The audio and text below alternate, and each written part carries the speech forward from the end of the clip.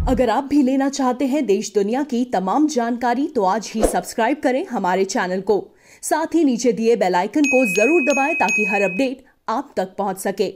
नमस्कार, प्रवासी news network के खास कार्यक्रम विश्व खबरों में आप सभी का स्वागत है। चीन ने हांगकांग में नया राष्ट्रीय सुरक्षा कानून लागू कर दिया है, जिसका हांगकांग में चौतरफा विरोध हो रहा है। आप देखिए, हांगकांग की सड़कों पर जहां देखिए वहां प्रदर्शन हो रहे हैं। पुलिस दमनकारी नीतियां अपनाते हुए प्रदर्शनकारियों पर भारी बल प्रयोग कर रही है और इसका पूरी चौतरफा निंदा हो रही है दुनिया में। आप देखिए कि दुनिया के देश अब लामबंद हो रहे हैं, गोलबंद हो रहे हैं चीन के खिलाफ, और चीन को हांगकांग हड़पने नहीं देंगे, बात साफ की जा चुकी है।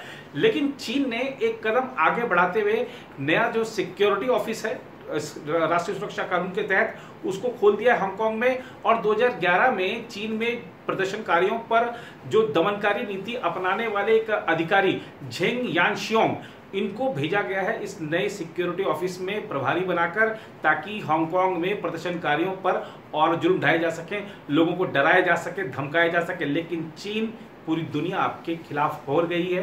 बानगी देखना चाहते हैं तो यह देखिए। चीन ने हांगकांग में अलगाववादी गतिविधियों में शामिल लोगों पर कार्रवाई करने के लिए एक विवादित कानून को लागू कर दिया है। लोगों को आशंका है कि इस कानून का इस्तेमाल इस अर्ध स्वायत्त क्षेत्र में विरोध की आवाज़ों को दबाने के लिए किया जा सकता है, जिसके चलते हांगकांग में ज़बरदस्त प्रदर्शन हो रहे हैं।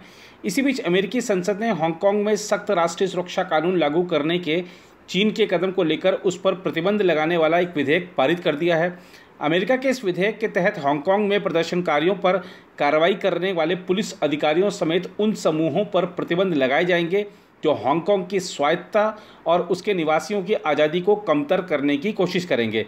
साथ ही नए सुरक्षा कानून को लागू करने वाली चीनी कम्युनिस्ट पार्टी के अधिकारियों पर भी प्रतिबंध लगाए जाएंगे। इस विधेयक में कानून का उल्लंघन करने वाली संस्थाओं के साथ कारोबार करते पाए जाने वाले बैंकों पर भी प्रतिबंध लगाने का प्रावधान है। सीनेट ने गुरुवार को इस विधेयक को अंतिम मंजूरी दे दी। इससे एक दिन पहले प्रतिनिधि सभा ने भी इसे मंजूरी दी थी और अब यह विधेयक व्हाइट हाउस के पास जाएगा। सीनेट में मतदान के मद्देनज़र चीन के विदेश मंत्रालय के प्रवक्ता झाओ लिजियान ने कहा कि विदेशी ताकतों का कोई भी दबाव चीन के संकल्प और राष्ट्रीय संप्रभुता तथा हांगकांग की समृद्धि और स्थिरता की रक्षा करने की इच्छा शक्ति को हिला नहीं सकता। उन्होंने अमेरिका से अंतर्राष्ट्रीय कानून का पालन करने और हांगकांग के मामलों में हस्तक्षेप न करने तथा प्रतिबंध वाले विधेयक पर हस्ताक्षर न करने का अनुरोध किया। झाओ ने नियमित संवाददाता सम्मेलन में कहा, अगर यह विधेयक कानून बनता है तो निश्चित तौर पर चीन जवाबी कदम उठाएगा और इसके सभी परिणाम अमेरिका को भुगतने होंगे। व्हाइट हाउस ने इस पर टिप्पणी करने से इनकार कर दिया, लेकिन टेलीविज़न पर दिए साक्षात्कार में देश के उपराष्ट्रपति माइक पेंस ने हांगकांग के नए सुरक्षा कानून को चीन के साथ हुए अंतर्राष्ट्रीय समझौते का उल्लंघन बताया। उधर ब्रिटेन के प्रधानमंत्री बोरिस जॉनसन ने चीन पर समझौते का उल्लंघन करने का आरोप लगाते हुए हांगकांग के लोगों को ब्रिटेन की नागरिकता देने की पेशकश की है। इस पर चीन ने पलटवार करते हुए कहा कि यूके को हांगकांग के लोगों को नागरिकता देने का कोई अधिकार नहीं है। चीन ने कहा कि वो ब्रिटेन को हांगकांग के लोगों को नागरिकता नहीं देने देंगे और इसके लिए कड़े कदम उठाएंगे। इस बीच ब्रिटेन के विदेश सचिव डोमिनिक रॉब ने कहा कि हांगकांग में स्वतंत्रता और मानवाधिकार उल्लंघन गंभीर मुद्दा है। ब्रिटेन ने हांगकांग के वाणिज्यिक दूतावास के पूर्व कर्मचारी साइमन चेंग को शरण दी है, जिसने आरोप लगाया था कि चीन में उसे यात्रा दी गई थी। यही नहीं, ऑस्ट्रेलिया के प्रधानमंत्री स्कॉट मॉरिसन ने भी कहा है कि उनकी सरकार हांगकांग के उन निवासियों को पनाह मुहैया कराने पर विचार कर रही है जिन्हें चीन की ओर से लागू अर्ध स्वायत्त क्षेत्र में सख्त राष्ट्रीय सुरक्षा कानून लागू करने के चीन के कदम से खतरा है।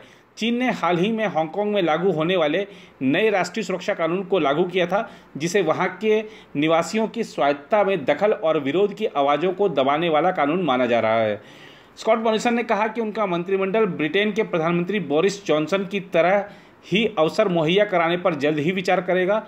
बोरिस जॉनसन ने हांगकांग वासियों को नागरिकता की पेशकश की है। स्कॉट मॉरिसन ने मीडिया से बात करते हुए कहा, जब हम इस पर अंतिम निर्णय ले लेंगे तो मैं आपको बताऊंगा, लेकिन अगर आप पूछ रहे हैं कि हम समर्थन देने की तैयारी कर रहे हैं तो जवाब है हाँ। ब्रिटेन ब्रिटिश राष्ट्रीय विदेशी पासपोर्ट के पात्र हांगकांग के 30 लाख निवासियों को आवासन अधिकार दे रहा है, जिससे वह 5 वर्षों के लिए ब्रिटेन में रह और काम कर सकेंगे। ऑस्ट्रेलिया हांगकांग निवासियों को अस्थायी सुरक्षा वीज़ा दे सकता है, जिससे वहां के शरणार्थी देश में 3 वर्षों तक रह सकेंगे। चीन के विदेश मंत्रालय के प्रवक्ता झाओ लिजियान ने ऑस्ट्रेलिया से इस सुरक्षा कानून को उचित तथा निष्पक्ष परिदृश्य में देखने का अनुरोध किया। उन्होंने बीजिंग में पत्रकारों से कहा, हांगकांग को आड़ बनाकर चीन के अंदरूनी मामलों में हस्तक्षेप करना बंद करिए और गलत रास्ते पर चलने से बचिए। यही नहीं, कई और देश भी हांगकांग में स्वायत्तता और नागरिक अधिकारों के लिए लड़ रहे आंदोलनकारियों का समर्थन कर रहे हैं। उनका कहना है कि नए कानून के जरिए चीन हांगकांग की जनता से वह अधिकार छीन रहा है जो उन्हें लंबे समय से हासिल रहे हैं। जिस समझौते के तहत 1997 में चीन को हांगकांग का हस्तांतरण किया गया था, उसका भी तकाजा है कि 2046 के अंत तक हांगकांग को एक देश दो व्यवस्था के सिद्धांत के अनुरूप स्वायत्तता हासिल रहे। आरोप यह है कि हांगकांग में नागरिक अधिकारों को कुचलने वाला कानून लाकर चीन अपनी प्रतिबद्धता से पीछे हट रहा है। मगर गौर करने की बात है कि इस मसले पर दुनिया में चीन को भी अच्छा खासा समर्थन मिला हुआ है।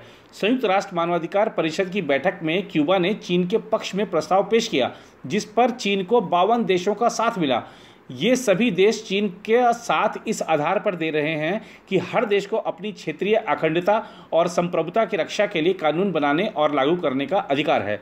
दूसरे विश्व युद्ध के बाद बने संयुक्त राष्ट्र और अन्य संयुक्त अंतर्राष्ट्रीय संगठनों का मूल सिद्धांत यही है कि हर देश एक इकाई है जिसकी एकता, अखंडता और संप्रभुता का सम्मान पूरी दुनिया को हर हाल में करना चाहिए।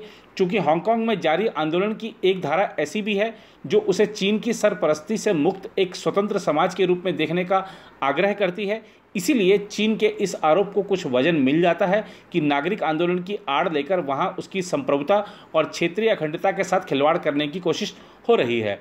इसमें दो राय नहीं कि किसी भी देश की अखंडता और संप्रभुता के साथ छेड़छाड़ करने की इजाज़त किसी बाहरी शक्ति को नहीं दी जा सकती, लेकिन चीन को भी समय रहते यह समझ लेना चाहिए कि हांगकांग एक अलग इतिहास से गुजरकर उसका हिस्सा बना है।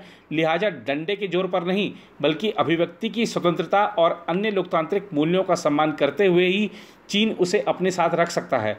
भले ही हांगकांग लंबे समय से चीन का अंग रहा हो, लेकिन 19वीं सदी के अंतिम वर्षों में चीन की तत्कालीन हुकूमत ने उसे ब्रिटेन को 99 साल की लीज पर दे दिया था। लीज की अवधि समाप्त होने पर 1997 में 50 साल तक एक देश दो सिस्टम लागू करने की शर्त पर वह चीन को वापस मिला। इस शर्त को भूलकर मनमानी चलाने की कोशिश हांगकांग में और ज़्यादा प्रतिक्रिया को जन्म देगी, जिसके नतीजे चीन के लिए उल्टे साबित होंगे।